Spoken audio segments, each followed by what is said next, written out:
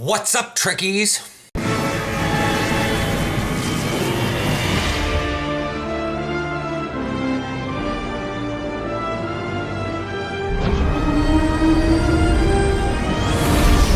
Hi, we've got no news. There's a flash sale happening today, but by the time most people are probably watching this video, the flash sale will be over, and it's on duty officers and personnel. So if you wanted like some random bridge officer or duty officer packs, they're 30% off for today. All platforms. But yeah, I have like no low, but I have nothing to buy them with, and I don't really care. Don't wait, the flash sale anomaly can be gone before you know it. Yeah, it lasts until 6 p.m. PST. That is, well, about 8 hours from now, but between editing and uploading and whatnot. So, hope you got duty officers. Only other thing I can find, I mean, the set is done. I mean, not the set, but like, console is getting itself within the anniversary event. I've seen some people in the main forums asking about how this works. Why do people already have the ship right now? So, I'm going to tell you this much. One, you can buy it with low buy. You can buy the packs of vouchers with low buy. You can do this on any holiday. You can do this, I know, on the winter event and the summer event. I'm not sure about like the current Voth thing, but that's just sort of, I'm not sure if you can do that one. Not that it's a big deal, it's a console, but for those of you on PC. And so what it is basically you spend like X number of low buy, I forget how much it is, and you get like a few. Like, at least with the winter event, you can buy the pack and you can buy, there's two different packs. One that'll give you the winter vouchers, and the other one that'll give you like packs of like Bajoran candles and Andorian earmuffs and stuff. In case, so you can get crap tons of that stuff and buy your weapons. Summer event has roughly the same thing, and you buy that and you can either turn them in for a lot of, you can turn in low buy to get a pack of a lot of Lolunat favors, which you use to buy stuff within the grounds. Or you can get it to get, I think, about a quarter. What's the thing here say? Okay, it does not say how many you get. Lolunat favors, Lolunat prize vouchers. It should say where you can obtain them. Yeah, like here, it says for Lolunat prize vouchers, you get 40 for the flying high, the daily, but you can go to the low buy store for 5 low buy. You can get a random 2 to 6 vouchers. So if you got a lot of low buy for events like this, you can trade it in for stuff to get your stuff right away. Sometimes people just have an ever-loving crap ton of low buy and they do it, or they don't. They are like, I need to have it now because they don't want to do the event. I don't know why they do it. I've never been able to figure it out. So I know that people on the regular Facebook Star Trek Online forums, not the Fleet one, have been discussing with me about my science build. I'm not necessarily sure if the person was actually asking about the Eternal, which is the multi-mission temporal science vessel. Something like that. I've got it. Multi-mission temporal science vessel. Maybe it's the temporal mission. Multi-mission temporal, eternal temporal multi-mission science vessel.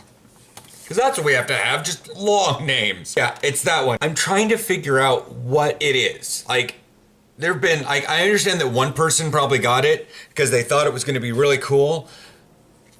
And I don't want to downplay, like, the Eternal class vessel is orders of magnitude better than the Dauntless in terms of science vessels.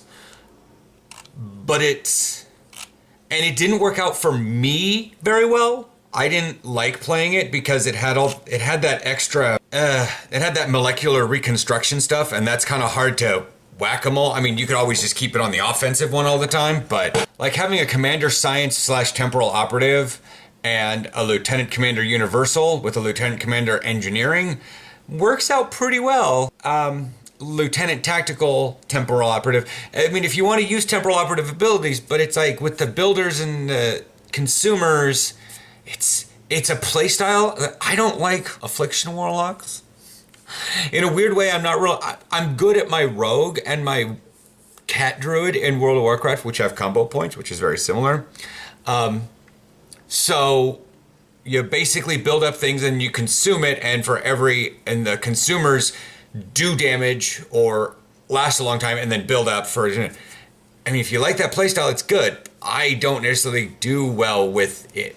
I like, I guess, a basic science ability, but like I said, I don't want to downplay on it. I just didn't think it was the greatest science vessel. It's a great temporal operative vessel. Maybe not that great a science vessel, even though to a lot of people they're very similar. Yeah, because with molecular reconstruction, the defensive configuration is max shield power, incoming hull healing, minus turn, minus flight speed.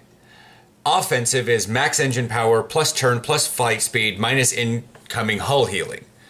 Support configuration, max aux, plus exotic damage, plus control strength, minus energy weapon damage. And each of those, as you build up over time with one of those around your ship, because you get 6 total, and it can be like a red, a red, a red, a blue, and a yellow. And each of those colored dots increases the molecular deconstruction beam. So it's scaling dot, which is the more attack ones you have, increases that. The defensive one increases the hull heal from that section, so the blue ones. And the disable is the yellow ones to support. So the more yellow ones you have, the more the disable the beam is. So it's like you want this main ability that it has an innate ability to be a lot of damage, then you gotta worry with like less incoming hull healing, which means your survivability is going down. But then switching back and forth between it and defensive so you can get incoming hull healing so you can heal yourself back up gets a little funky, because then you're gaining blue stacks which increase the healing, and it's very awkward. It does have the wonderful 3. It has subsystem targeting, sensor analysis, and a secondary deflector dish. It's obviously a science vessel. Causal anchor is very nice, and I wish I could use it on another ship, but it's only equipable on the 31st century temporal starships. Now, if you guys haven't ever seen that thing in play, it creates 2 little voids. If you look carefully, there's actually 2 little devices inside of it, but the graphics are supposed to show, it's like, and they pull together. It says it gives bonus exotic damage, 2% exotic damage crit chance, but it creates a pair of temporal anomalies for 30 seconds. Temporal anomaly, 30 kilometer radius. Slowly moved towards one another. So as I said, they move towards one another. Physical damage per second ignores shields. Damage increases as anomalies get closer to the center, and they draw things towards the center. A minus 0.21 repel, which is a lot. Gravity Well 3 with a lot of aux has a minus 0.24. So this is similar to a Gravity Well. Gravity Well 3. When two anomalies come in contact with one another after 30 seconds, X number of physical damage, 100% shield penetration, up to 5 targets within 3 kilometers, and 30 repel up to 5 targets within 30 kilometers. So it pulls everything in, then explodes and blows everything out.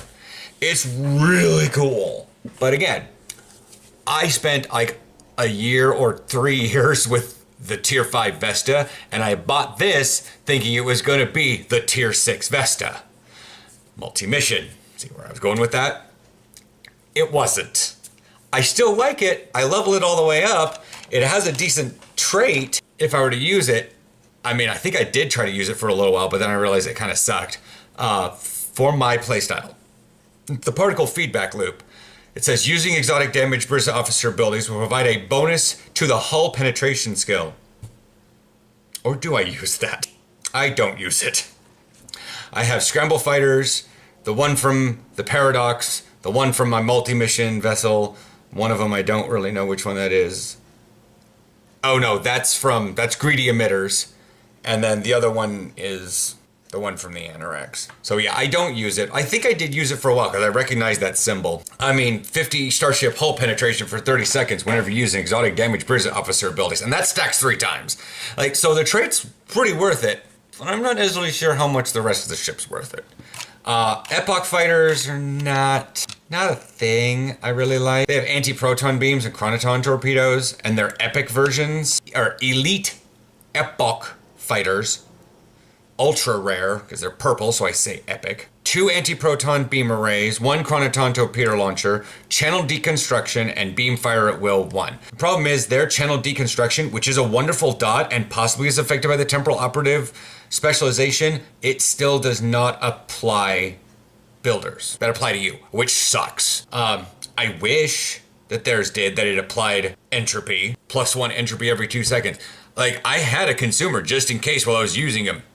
Never saw them do it. I had to actually put it on there. So it's like, even if they are putting entropy, it's only for them and they don't have a consumer. So it's like, that's pretty much that. Kind of, I didn't rail on, but I kind of didn't. I explained and talked about why I don't use the Eternal. It's a good ship, especially if it's one of your, like, if it's a tier, if you're looking for a science vessel and it's a tier 6, or if you happen to buy the 31st temporal ship bundle and you have it, cool. Maybe it works maybe it works well with the other 3 consoles, which also have a set bonus. Because the one that comes from the cruiser is the chronotachyon capacitor. That's hull capacity, engineering readiness. PB AoE, foe, taunts up to 5 foes within 5 kilometers, adds hull healing every 1 second, shield healing for every 1 second. After 15 seconds, applies chronotachyon charge to self, plus 20 to 40% bonus energy damage for 15 seconds. I'll stack with chronotachyon capacitance charges. I think that's however many things are within your area. Plus 5 to 10% crit chance, plus 5 to 25 to 50% crit severity. Incoming energy damage at, oh, there we are. +1 chronotachyon capacitance counter for 15 seconds, stacks 20 times. Oh, okay. Basically, you taunt everything for a little bit, then after 15 seconds, all the stacks that you have. That's cool. And then the Temporal Raider has the Tactical System Stabilizer, Energy Weapon Training, Starship Tactical Readiness, Weapon Cycle Haste, Bridge Officer Recharge Time for all Bridge Officer abilities. So not just tactical or temporal operative, and then 30% firing cycle haste for energy weapons for 30 seconds, which is a long time. And then set powers, 2-piece, 10% directed energy weapon damage, 3% maximum hull hit points, and then set 3, 50% recharge time on all these things, which again can be cool with causal anchor and you're trying to go with a science. I guess, like I said, with all 3 it could work, and if you are really good about your destabilizing beam, that could be pretty cool, but I personally was not. If you guys want to see a playthrough, comment below. I will whip out my Eternal and I will equip it the best I can and I will fly around. Because I'm crazy and I bought one thinking it was a replacement, but then they came out with tier 6 Vestas and I'm sold. Of course, I played the Anoraks there for a little while. Anyways, I will catch you guys next week.